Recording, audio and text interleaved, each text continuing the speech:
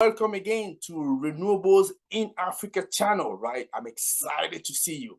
Now, what do you know about data center, right? So everybody now is talking about data centers. It's taking more and more importance simply because we know that the cloud is gaining like a lot of traction. We know that we need to decarbonize our industry, our economies. A lot of it is to move a lot of our processes into the cloud. I can tell you that me, for example, for my company, I find it very, very useful, especially because we have a remote team, right? A lot of the information or the document that we actually sharing across is actually through our cloud system, cloud solutions. And that's what I want to talk to you about. I want to talk to you about a company you all would have heard about. Well, it's Eaton as a company. I want to bring together with one of the top guys, for Southern Africa, right? So, and could have a few questions I want to ask to him, right? And he'd be very good for us to tell us what they do to make sure that they can move to the energy transition that we are all talking about, right? Excellent. So, hello everybody again. I forgot to mention that, but my name is Tony Tio. I'm the founder here of Renewables in Africa. Our job here is very simple. It's to demystify the renewable energy sector for you, right? So that wherever you come from, whether you're an investor and you're looking to have complementary information for you to make the decision that you want to know whether or not where your money should be going, in here, you find all the information. Or maybe you're a company. You want to demystify the sector. You want to decarbonize your sector. You want to move into the cloud, but you're looking for some solution. Here as well, you will have solution that you're looking for, right? Or you're saying as well, hey, I actually want to move into the sector maybe because I come from somewhere else, right? I'm doing finance, so I'm doing accounting. I want to get into space. How do I do it? Hey, welcome. That's the right space for you, right? And thank you for supporting us. So essentially, if you like what we're doing, there's 3 things that I'd like you to do. First thing, I would like you to subscribe to our channels, to all our channels, because in here we actually broadcasting from 5 platforms, right? So we have LinkedIn, we have YouTube, we have Facebook, we have Twitter, we have Telegram. So whichever platform suits you best, just connect with that. Ideally, I'd like you to connect to all of it. And if you are on YouTube specifically, I would like you not only to press the subscribe button, but also the bell notification. Why? Simply because when there are new videos, you get aware, right? So you get to know and you can follow that. The second thing I want you to do is to leave a comment. Leave a comment about what you're hearing today. So tell me whether you agree, not agree. Tell me whether you have a general comment around it, and that'd be good to find out. And the third thing is simply to share. If you're watching me right now, I want you to share. Share that with people that may be interested. Why? Because there are many people out there. They just don't know we're having this conversation on a regular basis, you and I. And I would like them, to get to know about it. So that's why I'm saying I would like you to share this video, and that would be great. That would be appreciated, right? And I'm sure you can do that for us, right? Excellent. Super. Okay. Now, let's come back into the topic. As I say, I like to bring to you somebody that will tell you a lot more, because data center, people are hearing more and more about them. But it's good to just dive down a little bit, right? And to understand how they can be useful to move us to the energy transition that we all want to see. And without further ado, let me introduce an individual, somebody that would be very interesting for us to talk to. And then I think he's connecting, so we're just gonna have to wait a couple of seconds, and I will see him here. So let's just wait and find out. So Armand, are you here? Yes, I am. Hi, Tony. Hello, Armand. Okay, okay, excellent. I can see you. You're looking handsome as usual. Thanks for that, Tony. Likewise. Here we're talking to Armand van Niekerk. So you are the leader for all the data center related as far as Southern Africa is concerned for Eaton. And I've done a little introduction, but I didn't want to say too much because I know that you will have very impressive information for us. So before we dive into the conversation, because there's many questions I'd like to be asking you, because I know you've been in a big conference recently, right? So we couldn't meet, but we agreed that we're going to be talking today. So But before we go into that, I'd like you to do a quick introduction about who you are and also remind us what Eaton is. I know everybody, I'm sure, would have seen Eaton somewhere, but as I have you here, so I'd like to find out a little bit more, if that's possible, please. No, 100%. Thanks, Tony, and thanks for having me. I'm Armand van Niekerk. I'm based in Cape Town, South Africa, and I'm heading up the data center market for Eaton for Southern Africa. Now, just for everybody to give them a view of what Eaton does, if they have not met them or came across them previously, Eaton is a power management company providing energy efficient products and services to help the leading companies across critical markets to gain a competitive advantage by managing more power more efficiently, effectively, and sustainably. By capitalizing on the global growth trends of electrification and digitalization, we are accelerating the planet's transition to renewable energy and helping to solve the world's most urgent power management challenges. So we are also in the industrial side, the residential side, mining, and then, of course, data centers. Excellent. Well, it looks like you're doing a lot of things, definitely. You must be very, very busy, right? Yeah, no, we are, especially from a going green point of view. Eaton is very much focused on trying to supply energy efficient solutions. Oh, absolutely. So I'd like to ask you a first question, right? So, because as I was talking to you just before that, I was saying that I've been part of a program recently or last year. I was talking about sustainable IT. I mentioned that to you. Yeah. And definitely IT power, it's is gaining in importance, especially because with the pandemic, we've gone virtual, right? So a lot of us has gone virtual. So I mean, there's so much basically processes that are going online in the cloud, but all of it means that there's a lot more power there that IT will have. It's probably going to be doubling, tripling. I'm sure you're going to give me the exact figure there. So I was wondering, according to you, what are the IT challenges that are currently facing in the data center industry? If you can give us a little bit more understanding on that. So the IT challenges is quite, like you mentioned, data centers means more power and more demand. The power management challenge that a business facing is across the region and need to be tackled by an individual market level to have an impact. So cybersecurity is a growing issue in the organizations. We need to pay attention to that. As more as the intelligent power solution for these data centers. Many cyber attacks are targeted to the IT networks are due to sheer number of potential unsecured devices, which offer multiple entryways to sensitive corporate network data. Major incidents over the past year indicate that many organizations are at risk. Beyond long sensitivity information and cyber attacks can cripple business operations. The additional sector is witnessing the highest level of demand, challenging data centers to increase capacity in order to manage the data explosion at a fast rate. Now, Eaton's X Modular enables this to happen quickly with ease of scalability and combines the benefit of customization to fit the specific need of a customer. This coupled with paramount safety and overall cost efficiency. Okay, that's definitely, as I say, a lot of things that needs to be done there. And I know that Eaton is a big name, right? We definitely will tackle that. And we know that IT definitely as well could be an enabler in terms of moving to the new system. We're talking about the energy transition, right? Nobody knows exactly how it's going to happen. But one thing we know is, so IT, processes, technology could help. So I was wondering, how do you think that data center can actually lead this renewable energy transition?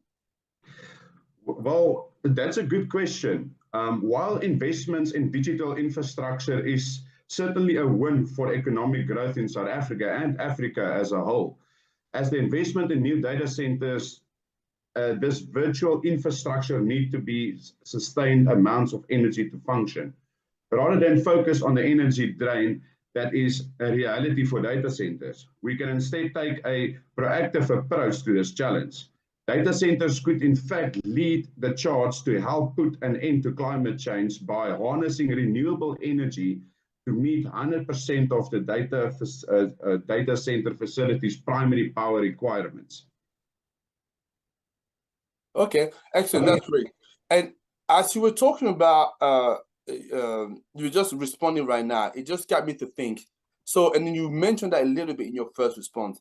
But can you come back a little bit more into the actual work that Eaton is doing to make those data centers becoming green? Because before the conversation, you told me that with the current situations, you know, everything, not only moving virtual, but we're talking about sustainability. So we're talking about energy transition, decarbonizations. So a lot of the processing needs to be moving to the cloud. So as you are there for power management, so that you know how to move power from one side to the other to decrease it, what kind of actual work do you do around that just to green the sector? Well, Eaton has always believed in power of collaboration, which is why the company has joined forces with some of the world's leading experts to overcome this challenge by providing reliable power to data centers, protecting them from the potential pitfalls of intermittent renewable energy sources. The power management company has joined forces with leading research agencies to find ways to enable data centers to effectively harness multiple renewable power sources and to store energy on local batteries and maybe the use of hydrogen fuel cells. Known to us as Data Zero, well, we call it the Data Zero project.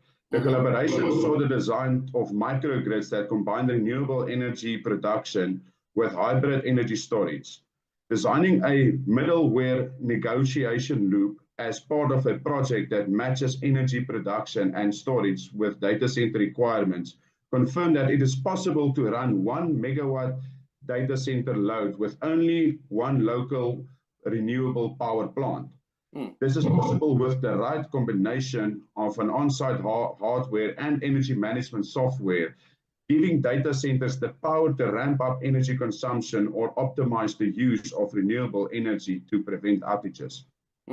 Okay. And data center, we know that going forward, they're only going to grow, right? That is for sure. But I was actually wondering whether you can enlighten us with regard to the prediction. And the reason I'm saying that is because if you asked the questions to me at the end of last year, I would have said they're definitely gonna, you know, double, triple within the next few years. But we know as well that we are dealing with a possible recessions, basically, that is looming. And I know as well that there's a lot of issue of global supply chain that may impact data centers. So I was actually wondering if you have some prediction, maybe also maybe touching on what's happening in COP27. So out of all of that, I know it's a lot. I'm asking you to take into account. That's why I just want a personal opinion, just to see whether the opinion that I had at the end of last year, which was they're probably going to do a double, triple, is actually different from what you may be thinking right now. Well, 2023, a definitely point is going to be a better data protection is expected throughout both physically and logical security measures. So, for instance, improved facial recognition technology and drones to build access control. Data centers will continue to use digital tools such as upstream computer simulations and tests for access control, electricity and heating costs to stream and optimize their operations. Data centers are expected to invest in this change needed to adjust to the 5G adoption as well. In 2023 and beyond, it is expected that data centers will simultaneously employ liquid cooling and high density racks as the old traditional cooling that we are known to today, contributing 2% of the total global greenhouse gas emission. Data centers have a significant impact on climate change and the environment. The industry has started taking steps such as recycling and reusing equipment, using renewable energy, and even creating underwater data centers. Okay, that give us at least a bit of a understanding what we have going forward. And now that you mentioned that, so I wonder whether you can talk about, because it's about encouraging people that are still reluctant, especially businesses that are still reluctant to move into better data center management. So do you have any idea on solutions that these businesses can look at in order for them to achieve better energy efficiency? Because I know nowadays business as well have a big responsibility in moving as well towards let's say net zero. Yeah. So what kind of solutions should they be looking at? Well, to start off, power monitoring and the measurement of the power, the growth in data as a result is increased challenges and how manage data centers powerful usage. So intelligent rack power distribution units, other known as PDUs, can help access these challenges by allowing you to identify rack power consumption at the inlet, outlet, and the circuit breaker level. So therefore, you can then choose what servers you need to switch on because they are ineffective and they are running at large consuming numbers. Otherwise, you can look at PDU outlet levels metering, how you can determine which servers are currently underutilized or inefficient and better understand of how specific server is consuming power. Also, deploy environmental sensors in your racks. With the IT industry increased focus, remote operations, more rack power distribution units, otherwise known as PDUs, have begun offering environmental sensors.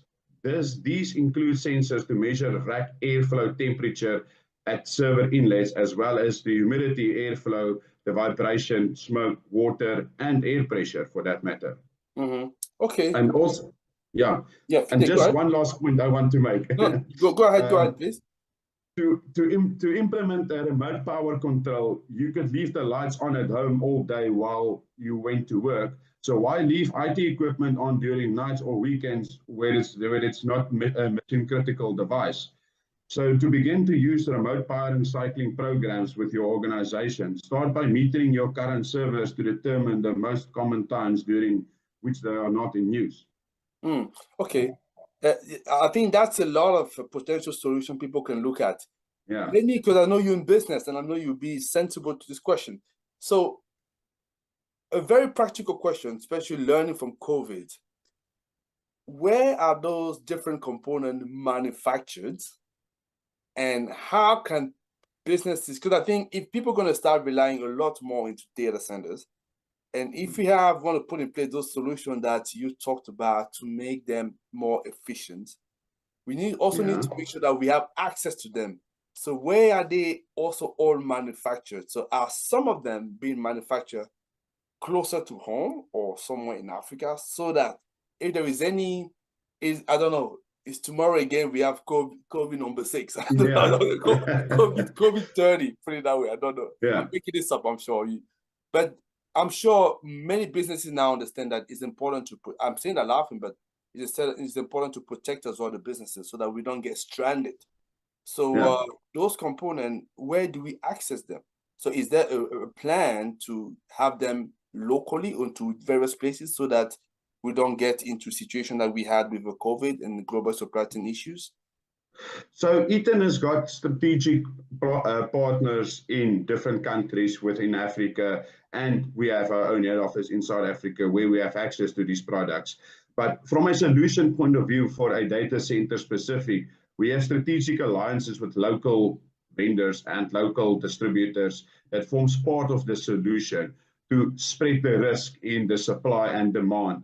So like we spoke earlier about the supply issue in the world at the moment, we have to think out of the box. And by doing that, as we formed strategic partner alliances with all the other vendors in and around Africa to have a second option or a third option in that case, to not have a grand hole to the business.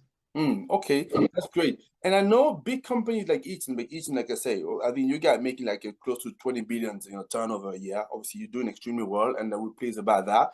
But you will rely, like you talk about those partners, you will rely a lot on those partners in the supply chain. So what effort are you guys doing to make sure that all the rules you're respecting to ensure energy transitions or net zero are also passed on to your supply chain? What are you doing to bring them up to speed, if there is anything you're doing there? I don't know if you understand, because I guess a lot of your processes will rely on this guy. It will be difficult for you to achieve some objectives that you're having. I think in the power, people talk about scope 1, 2, and 3 things. But to bring all of this guy up to speed. Yeah. So we do invest in our partners as such, by means of training. We do a lot of intensive training with them. They also need to be certified to supply a certain service or a tool within the supply chain of building a data center as such.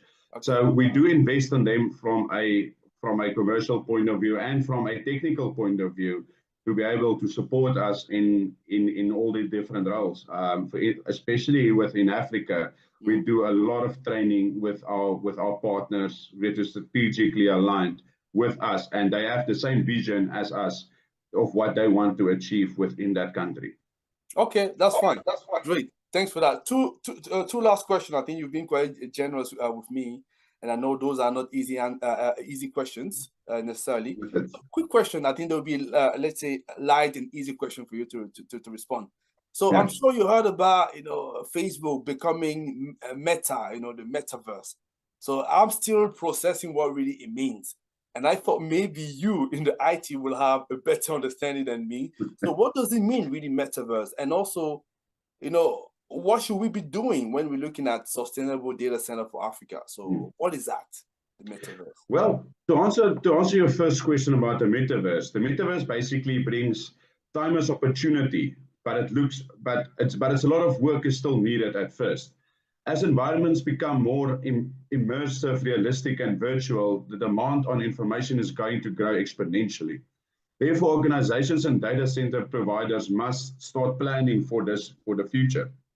Data centers will need to see a huge increase in power to serve as a large-scale services that's needed for a deep metaverse, if that makes sense. The increase of power brings the obvious need for increased cooling and storage, but the point on that we touched on earlier as well. All put in their own strain of power sources. The data center industry has made a huge stride to improve its sustainability over the last couple of years, and the increased power usage of the metaverse will have an impact on these green measures and new, more innovative ways of achieving sustainable operations that we need to fund. So, yeah, the metaverse has rapidly evolved, and it's no longer just a word that describes a futuristic vision for virtual works. I mean, connected by the internet. Therefore, the time is now to start investing in these type of technologies and to be energy efficient and resilient, basically. If businesses are serious about adopting the metaverse, data center and network operations are going to need to be tied in a very closely to develop this process. Okay, so in a nutshell, you're telling me that Zuckerberg is right in moving forward with that. Well, some of our bigger global corporate companies has also adopted the metaverse, where it's a learning curve again for schools, where the children get to play in a small metaverse, but then they get to talk to engineers, they get to talk to architects, to electricians, and that's how these little children then learn of what they actually want to do in a metaverse environment. Well, I think you said something there, I'm sure, that actually will convince me. You talked about children, because I may use that to get my son interested into many things, definitely. So my last question for you, which is also a connection with just what you said, obviously you're having a very prestigious, I would say, a role there. So looking after all the data center for Southern Africa for the company Eaton, a big company. And I almost can say that whatever's going to happen, I think your job, I'm sure, will secure for the next 20 years just because of what everything is going. So if there is a young man, a young woman who wants to become you in the next, let's say, 10, 20 years, what kind of advice would you give them? Well, it is quite tough, because it is one, if you want to become in the data center space, there's so much opportunity, there's so much ways, so much entry points into the word data centers, for that matter. If you want to work physically within the white space portion, or do you physically want to work within the powertrain portion? And in each of those portions, you've got a lot of strengths like an octopus to which side you want to go for. So I think for one out there that wants to move into this market, first understand what you want to do in the data center space, and then pursue towards that portion of being a mechanical engineer, electrical engineer, an IT engineer, a data center architecture. There is so much routes that you can follow into this data center space. So I would say first understand what you want to do and what you want to achieve, and then from there onwards, you can make your decision as to at which side of the data center game you want to fall. Excellent. I think that's brilliant as an answer. Definitely, I'm sure many people will appreciate it. I actually do like it. Oh, Armand, listen, I think I've had a very, very great time talking to you today. So I've learned a lot more about the world of data centers, so how it can help the renewable energy and move into the energy transition, as we're all talking about. Obviously, Ethan is doing fantastic work and job that I'm very much glad that we were able to speak this afternoon. I'm just hoping, like I say, so we'll have a pleasure to meet in person. So when I come down to Cape Town next year, because I'm sure there's a lot more into the metaverse and data center that I want to learn. But let me thank you for your time, and then I wish you all the best. And I'm sure our path will bumps across again very shortly. So thank you very much. Thanks, Tony. Thanks, Tony, and thanks for having me. Okay, thank you.